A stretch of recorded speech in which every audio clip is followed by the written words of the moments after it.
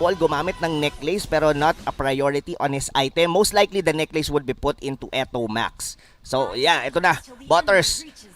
First game nitong Execration versus Onic PH. Onic PH, they're aiming to go for a better run dito sa ating MPL Season 7 playoffs. And don't remember guys that this was our third place match nung MPLS 6. Yeah. Silang dalawa din yon, and right now sila yung maglalaglagan dito sa first round ng ating second match ng lower brackets dito sa MPL playoffs. Yes, definitely. Yun yung yung the reverse sweep na nagawa ng Execration against Onic PH. Parang na 2-0 na nila yon. But going back into the game, Butters, medyo nag-fail ng konti doon si Jay to be able to contest yung yung orange buff dito ni KelVJ. Why? It's because the PNK dito ni Chakno, binabantayan niya lang kung saan pumupunta rito yung Digi. And as you can see, sila Kyrie and si Jay, hinahabol lang siya ni Renjo and gusto niya kunin yung kill. And it seems to me na hindi feeding Digi strategy ang ginagawa nila. Literal na ginozone out nila na maayos at maayos ang paggamit nila ng Digi. Pero nakikita mo sila KelVJ, nangaagaw talaga ng buff. Ayaw nila magbigay. Napaka-aggressive ng play na ginagawa and Aegis was even used to save himself. So, napakalaki na ng implication sa akin na hindi talaga feeding Digi strategy ang gagawin ni Kuya Jay. Exactly. And even on the emblem, pwede mong pansinin, it's already on the pull yourself together. Most of the time, the feeding Digis are actually using Mage Emblem to amplify the damage ng alarm bots. And like you've mentioned, medyo nagkaroon ng slight na lamang dito sa rotation dito ang Execration since na-cancel nila yung purple buff dito ng Onic PH. And still, hindi nagkaroon ng counter-invade dito ang Onic dahil nakuha din ni KelVJ yung kanilang purple buff. But, right now, sa totoo lang, ang pinaka nagiging magandang talaga dito for Execration is yung pag-zone out dito ni Chakno for the rest of the members dito ng Onic PH. And turtle take, nangyayari dito. And yung trap nandoon, nahuli si Jay. And look at this, hate, pinasok ni Renjo. Torn apart memory na sa may pinakagitna. Lahat ng members dito ng Onic ay tumutumba. Dilar na knock-up at gustong-gusto niya talaga lumaban. Walang tumumba. Halos dito for the side of Execration si E2Max lang. Pero for Onic, disaster yon para sa side nila. Agree. That's definitely a disaster. Why? Kasi pinasok sila kaagad ni Renzo on the back lines. Yes, nakuha nila yung kill with E2Max dito para kay Dilar. Kaso, sabihin na natin nakuha naman ni Hate yung turtle na yon, pero at the cost of his own life. And at this point kasi hindi mo pa afford na ma-pick off ka after getting an objective dahil mas scaling dito yung Claude ng Execration compared to this Brody. And going back, parang unti-unti ngayon na nasisiment ng Execration yung early lead nila against Onic PH. At habang nangyayari yung lahat, Iyakno sitting pretty dito sa may bottom lane. Kinukuha niya lang yung stacks niya and si Kyrie na naman yung nahuli. And another Aegis pop. Pati yung Time's Journey, isama mo na para masalba doon ang kanyang kampe. Ang ginagawa na dito ngayon ng side ng Onic, ginagamit na nila yung resources nila para hindi na ganun kahapde ang nangyayaring pagdudugo sa kanilang ekonomiya. Yes, pero ito Butters, Onic PH might actually want to get the life of Renzo and they would succeed. They will. And right now, medyo at least kahit paano sumasapak dito ang Onic PH at posible nilang mabasag tong top lane. But, well, KelVJ is here. Wala siyang blaze, actually has a blazing duet. So, kailangan mag-ingat dito ng Onic PH. So, right now, Onic, kumbaga yung Onic, they're leaning towards into turret pushes eh. And they are capable on doing that. Dahil, itong si Kyrie, anytime, pwede siyang sumanib agad-agad dito kay Hit. Kung napapasin mo dito, Rob, yung ginagawa naman ng Onic ngayon, talagang pinipilit nila puwersahin yung mga energy shields. Alam nila na kailangan nila yon para pumantay yung kanilang gold, nandito sa taas, na kailangan nila pantayin yan at kailangan nila makuha yung lead. Hindi nila pinapatagal yung bleeding eh. Kumbaga, kailangan mong lutusin agad to using other places dun sa may mapa or objectives dun sa may mapa para kahit papano hindi ka nagkakaroon ng head-on collision sa side ng Execration. Kasi ang ganda ng T5 capability nitong apat. Sama mo pa si KelVJ na dire-diretso na nagpa-farm hanggang ngayon. Definitely. Dire-diretso talaga yung farm. But nakuha naman dito nung Claude yung turtle pero hindi pa umihinto yung laban Butters as E2Max will fall. At andun na nga yung pacing na hinahanap ng Onic. Kumukuha lang sila ng kills. Ginamit ni Dilar yung kanyang ultimate. Nakahatak siya ng isa. Naparusahan na naman nila si E2Max. Pero seems to me na 2 kills na kay E2Max at 1 kill lang kay Renjo ang nakukuha pa nila dito. But at the same time, pumantay na rin ang ating kill score. Pati yung net worth nga natin, yung gold. Sobrang dikit. Yung gold natin, pantay na. Yes, pantay na pantay talaga. As in, literal na walang lumalamang dito. It just so happened that Jay might actually fall in the hands of KLBJ. Kumbaga, ang papansin nila lang dito natin na kung sino ba ang mas lamang regardless na halos dikit ang gold, it was the jungler of Execration compared to the jungler of Onic PH because, yes, nagkaroon siya ng isang patay and as well, hindi pa nahihinto yung farming dito ni KLBJ. We're in. This Claude will be the key for the output ng damage nila, specifically going into late game. At kailangan lang tuloy-tuloyin to ng Execration. Pero Butters meron tong time frame. Like for example, ito dahil nga yung sideline ng Onic PH is also scaling as well, baka masabayan nila yung damage na pwedeng ibato dito ni KLBJ to the point na hindi na niya kayang ma-burst. Tignan mo kung gaano kadaming ultimate na napapwersa ng isang Vale pick. Gagamitin lang ni E2Max yung ipo-ipo, babato niya lang yung kanyang ultimate. Mapipilitan na agad mag-react either si Kyrie or si Jay with the Time's Journey or Heartguard. So doon nagkakatalo kasi doon nakakahanap yung Execration ng fighting chance. Kung kailan sila dapat lumaban, alam nila ngayon na walang Heartguard si Kyrie. So nakikita mo yung rotation nila. Kahit si Renjo papunta na din sa gitna. Mas mas nagiging aggressive yung Execration whenever they see na walang ultimate dito yung Angela. And another turtle will spawn in the next 5. So actually, pantay pa lang naman sila kung sino yung sa nakakuha ng turtle. Pero in terms of formation dito, sa may mismong turtle pit, mas lamang ang Onic PH. But it looks like Execration would want to contest this one. And Jack, no, nahatak sila ditong dalawa ni Koopa. And wow, oh wow, Onic finding the right pick-offs.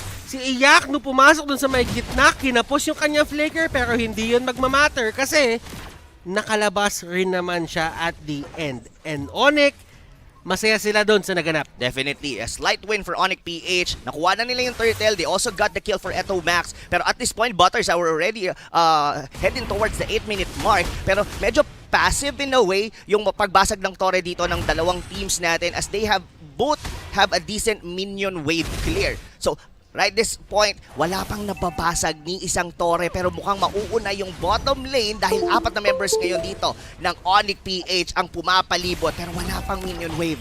And that is because they really just want to control yung jungle dito sa may baba. Alam nila na kailangan talaga nila lumaban because yung Execration, nasa side nila yung oras Pag mas matagal yung game, mas nagiging maganda yung galawan para sa kanila. And Dilar, humatak and kinuha niya lang yung lifesteal. Yes, sumanib sa kanya si Kyrie and enough na yon para mabuhay siya and be able to sustain the damage output na gustong ibato sa kanya ng Execration. And this would definitely happen going into late game. Parang pwede mong sabihin na yung magiging main tank ng Onic PH dito would be Dilar.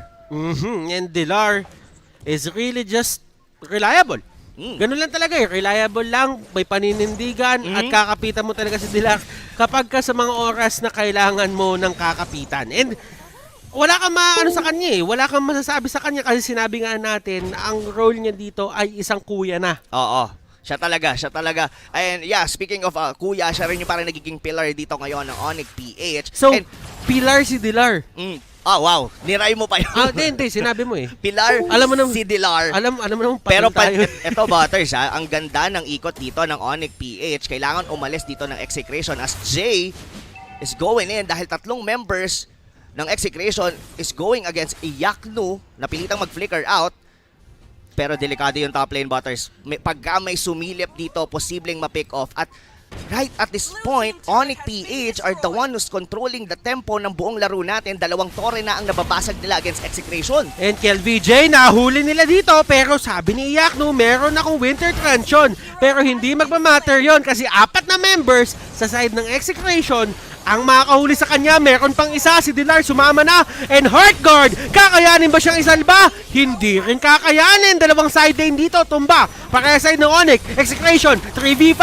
Look at that! Oh my goodness! E2Max! E2Max plays! Yun na pala yung E2Max play na sinabing key to victory kanina doon sa may panel. Yes, nakukuha ng 2 tore dito ang Onic PH pero kapalit nun 3 members dito ng Onic PH at a chance to take the first Lord. E2Max, E2Max, kung ano man tawag mo sa kanya, kailangan mo respetuhin yung ginagawa niya ngayon dito sa Vale na to. Nakahuli na naman siya! Jay might go down! Pero sabi ng Execration, tigilan na natin yan. Ang pakay lang natin yung Lord. Disiplina. Execration, disiplina. Disiplina, and KLVJ is playing one of the perfect Claude games na pwede natin makita dito sa playoffs. Hindi pa siya namamatay. He's getting all the gold and items that he needs. Na-secure na rin dito ng Execration yung pinakaunang Lord. And look at that. Look at that win rate percentage. 60% is going for Execration. So, meaning to say, Butters, they are on the point na na-out-damage nila dito ang sustained capability ng Onic PH. But remember, merong trend ngayon ng Onic na kapag ka-late game yung nagaganap, mas naging successful sila. Si Chakno na hot-hack. Pero hindi kakayanin as he has flicker at makakatakas lang din siya. Kailangan dito ng side ng Onic na magsama-sama at magkapit-bisig kasi kanina nahuli sila ng isa-isa. At eto na naman, Vale! Nahuli na naman sila pero si Chakno doon sa may likod, si E2Max doon sa likod, abutin niya pero nandun si Renjo para ipagtanggol. Hindi ka natalo, ikaw ay natuto. Sabi yun ni Manny Pacquiao. Yes, totoo yan. Tignan natin kung talaga bang natuto doon yung Onic PH. Hindi si Manny yan eh. Oo, totoo. Si Sen yan eh. Si Sen. Pero alam mo ito Butter siya. Ito ang nagiging problema ngayon dito ng Onic PH. Yung Brody nila hindi makakuha ng isang direct or rather makaburst down ng any of the members dito ng Execration. And grabe yung damage output. Hindi talaga kinakaya. At Chango doon with a meteor shower. At ito na, isama mo na yung Blazing Duet at hindi pipilit ni Kiel. Grabe yung pagiging disiplinado ng Execration dito ha. Oo, I mean, nag-Blazing Duet halos paalis doon si KLVJ. Nakuha naman nila yung kailangan nila. They got Dilar as well. Yes, naging trade doon si Renzo pero naubos nila lahat ng mga outer turrets dito ng Onic PH. And at this point, wala pa tayo doon sa part na sobrang nag-scale na yung dalawang side lane dito ng Onic, and we all know that KLVJ getting all the items, kayang-kaya, even just simply a Blazing Duet, kaya niya nang tunawin dito yung mga side lane ng Onic PH. Look at that, he already has a DHS, Golden Staff at Brute Force Plate. Pwede na siya, confident nang pumasok dito si The King, even on the backlines dito ng Onic PH. So for the side of Onic, ano ba ang kailangan nilang gawin? Key to victory na binigay sa kanila ng panel, elongate the match. Patagalin. Kailangan nila patagalin yung match ngayon kasi automatically nakikita mo na Execration talagang laban-laban na sila. And Execration milestones, yung Onic din may milestone kanina, ang dami nilang milestone. Ang dami nilang sana all. na-break ng mga records dito for our MPL. Pero Butters, hindi pa rin natin pwedeng i-out dito ang side ng Onic PH dahil nakapag-build na ng antique carriers dito si Ruby, wherein kaya niyang i-tank ng bahagya dito yung damage output ni KLVJ. Kung titignan mo yung gold, this is what? Roughly 3,000 in lead regardless na nagkabasag-basag na yung kanilang mga tore. So yeah, elongate. The question is, tatagal pa ba sila as Execration is doing a great job in terms of getting all the resources. Kung papansinin mo nga si Renzo sa may top lane, fini-freeze niya na yon dahil ayaw niya nang magkaroon pa ng gold, ng items ang mga members dito ng Onic. This is the way to go. Kumbaga, yun na nga lang yung inaasahan nila, yung pagpasok ng mga minions para makakuha sila ng gold. Babawasan mo pa yung isang lane na hindi siya makaabot doon sa side na yon. That is a huge blow to the economy na meron dito yung side ng Onic. Pero sabi nila, Kelra, sige lang, eto Max, kontrolin mo lang sila. Ang gagawin natin, pagka-ultimate nyo, o pagka-ultimate mo, babato ako meteor shower. Tignan natin kung makakapag-burst down tayo ng isang tao. Pero alam mo, sabi ni Iakno, sige, tapos na ako dito. Kaya ko nang lumabas. Kaya ko na mag-isa. Yes, kayang-kaya. Kung iisipin mo nga, 3 members ng Onic, ay rather ng Execration lang yung tumapat doon sa may Onic kasi nakahiwalay si Renzo. Even KLVJ wasn't on the vicinity. Pwede lang naman siya mag-BMI. Pero, wow! This is it. They are going for Iakno as their probably a main damage dealer going into their backline. Sa kanya na ngayon binibigay yung purple buff dito ng Onic PH at sinisimula na Butters dito ng Execration. Kinakalampag na nila itong level 2 Lord. Kinakalampag na nila indeed, and right now, look at this, si Dilar nagkahulihan. Execration masyado mabilis, yung potential talaga nila mag-Lord. And E2Max, nahuli sa likod. Flicker out, Keller out, flicker out. E2Max and Renzo nandun sa may pinakakaba. naman! Sinasapak lahat! Bobolin ko pa will go down! Pero sabi ni Encho, hindi pa ako tapos! Hate will be the next target! Tutumba siya! Nandun sa may pinaka, harap naman si Kyrie at si Iyakno. E2Max with the catch! E2Max plays! What are you guys doing? Grabe naman yung side na execution dito! And Iyakno, buhay pa rin! KLVJ with enough damage at Renjo KLVJ connection! Sabay pumasok, ladies and gentlemen, ng execution, and right now, they are just putting up a show! Definitely putting up a show na force agad yung times journey doon ni Jay just by simply with the knockups dito na manggagaling from the Pakito. So pinasok sa likod nila Iyakno and ni Kyrie yung mga squishy members dito na Execration, but E2Max or E2Max, he was kiting all along, just pulling out all the tornadoes. And mind you, Butters, hindi pa nasasagot ng Onic PH dito yung Lord na nasecure ng Execration. And tignan mo yung gamit ni E2Max dito, may fleeting time siya. Yung Lord nandoon sa may baba. Talagang lahat ng lanes covered ng side ng Exe. Onic, sila yung nagkakaproblema kasi hindi nila masolusyonan etong backline, yung backline problem with the side of Execration. Chang Vale, ang sakit niyan. Sobrang sakit talaga, and I like the itemization dito na ginawa ni E2Max. Nagpalit siya ng boots, nag-rapid siya dahil alam niya na siya yung isa sa mga pinapasok dito ng Onic PH. He would want to kite everyone para sa side dito ng Onic, pero it's look like Dilar, gusto na nilang lumabas, ayaw na nilang maghintay pa ng dilubyo na binabato sa kanila dito ng Execration. Dalawang base turrets na ang nawawala para dito sa Onic. It's time for them to make something on this game, or else hihintayin lang ng Execration na mag-respawn ng susunod na Lord and probably finish the game from there.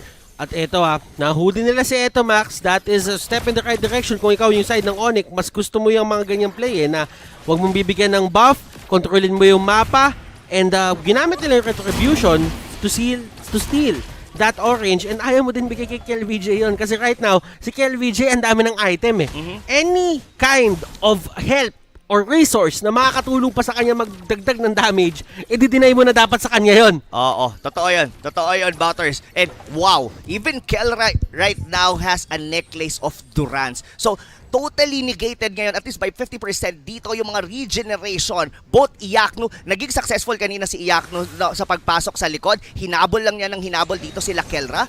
Pero right at this point, Butters, Execration, they are the one commanding this game. And Dilar nasa gitna na nila. Dilar nakahuli ng apat! Iyakno, ladies and gentlemen, going in! Renjo takes him down! At eto, takbuhan na KLBJ, ginamit yung BMI, at si Renjo, lalaban pa ba? Grabe yung mga initiation na ginagawa nila sa isa't isa, para nagbabatuhan sila ng sapak. Oo, and it's time. It's a 2-for-1 exchange. Onic PH gets a good trade, and they would want to force this one, Butters. Walang blazing duet ngayon dito. Si KLVJ, muntikan pas doon si Dilar. Buti na lang saktong-saktong sumanib doon si Kyrie. And look at this, ladies and gentlemen. This instant replay is brought to you by Oppo A94. ito yung makikita mo, yung pagsanib mismo ni Kyrie dito kay Dilar, kung paano nila sinustain. Nakuha nila dito si Chakno, sama pa dito si Kelra, pero masyadong napalalim si Iyakno, na knock up siya ni Renzo under the turret at nakakuha sila ng trade. Pero at that point, napapansin mo, Onic PH, they have this capability na sumabay pa rin naman against Execration in terms of gold. Kahit hindi na natin masyadong pansinin, that's only a 2,000 in difference. Ang pinakamahalagang tignan natin ngayon, mga kaibigan, is sino ba ang makakapag-secure ng susunod na Lord. For the past two Lords, it's all about Execration. Will Onic PH make a difference sa pangatlo? They have to. Kailangan nila i-contest to ngayon. Kailangan nila makuha to ngayon. Bukas na ang kanilang base. Hindi nila afford na merong isang Lord na pumapasok doon sa may gitna at bubungguin yung kanilang base turret. Yes, kung papansinin mo, Butters, kinakalampag lang, sinusubukan lang dito ng ni KLVJ na kung magko-contest dito yung Onic PH, probably go for the heroes itself. Ngayon, gamit na yung times journey, Chakno, delikado. And alam ni Chakno na talagang siya yung magiging pinakamadaling target para kay Dilar. The only reason why kaya nandun pa rin siya sa harapan is to avoid na mahuli yung ibang teammates niya ng ultimate ni Dilar. Exactly, pero at this point, Butters, it looks like Onic PH might actually take the Lord, pero tinitignan pa rin to ng Execration. 5v4 ang laban. Will Execration get this one? At dikit-dikit pa rin sila. Heart guard doon. para na sa mga taong nasa harapan. Brody dito talagang ina-assist lang nila. Yung tutumba! Makukuha ni LVJ! Makakatakas ba siya? Yun yung tanong. And Renzo, napakakunat. Walang pumipigil. At Renzo, humaharap talaga. Nag-alaksan, ladies and gentlemen. And literal na laban lang. Literal yung laban doon. Pero will that be enough? Yes, na-secure dito ng Execration yung Lord. Pero at what extent? 3 members nila yung nawala doon or 2 dahil nauna doon si Chaknu. Pero well, at least for Onic PH, this would definitely give them a breather room para kahit papano makapagdepensa sila dito sa Lord na paparating. And yes, in terms of itemization natin dito, look at that Brody, nag-full build na siya ng damage, kaya nakakapag-burst down na siya. And even Dilar is being able to sustain members dito ng Execration. And yung Lord, ito na ngayon ang nagiging focus ng Onic PH. Kayang-kaya nilang depensahan to. Magre-respond na ngayon dito yung mga members dito ng Execration. And I think, Butters, we are going back to square one. We are going back to square one indeed. Pero Execration, hindi na square one to for them eh. Ito na yung final step. Kumbaga, depends na ng thesis to. Ito na yung kailangan nilang patunayan. Kailangan na lang nila pumasa kay prop. Yung prop na yon, yung base. Kailangan na lang nila malagpasan pero si Hate ang naging target at si Hate ang tutumba. And saan nyo kukunin yung main damage output nyo? Iyak nyo na lang dito. Siya na lang yung inaasahan. And this might be it. Execration. Nagmamarcha na sila. Ito na ata ang graduation. Nakapagdepensa na ata ng thesis. That might cost them the game, Butters, kasi wala pang times journey doon si Jay. Hindi na kayang cancelin yung mga crowd control na pwedeng ibato doon ni Renzo. And wow, just by picking off yung Brody na yon, gave Execration the first win para dito sa Best of 5 series against